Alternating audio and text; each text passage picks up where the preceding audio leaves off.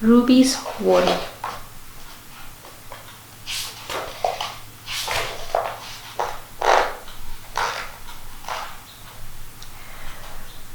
Ruby loved being Ruby. She loved to swing up high.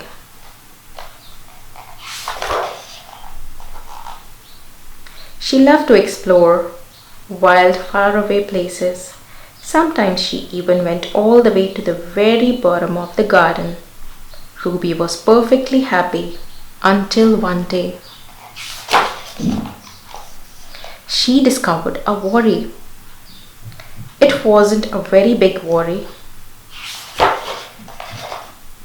In fact, it was so small that at first Ruby hardly noticed it. But then the worry started to grow. Each day it got a little bit bigger.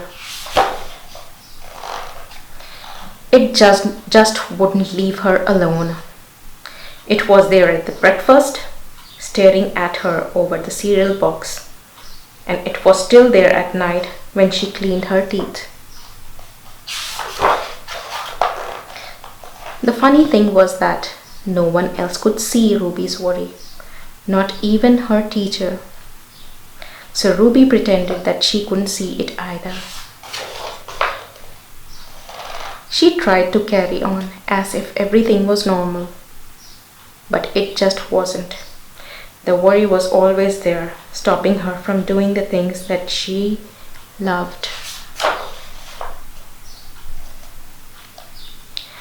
Ruby wondered if the worry would ever go away. What if it didn't? What if it stayed with her forever? Ruby didn't realize, but she was doing the worst thing you can ever do with a worry. She was worrying about it. Now the worry was enormous. It could barely fit in the kitchen at the tea time. It filled up half of the school bus. And it took up the whole rows at the cinema. The worry became the only thing that Ruby could think about, and it seemed like she would never feel happy again.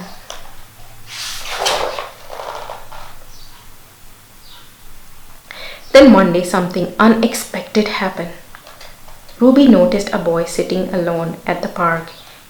He looked how she felt sad. And then she noticed something else, something hovering next to him. Could it be a worry? It was. Ruby realized that she wasn't the only person with a worry after all.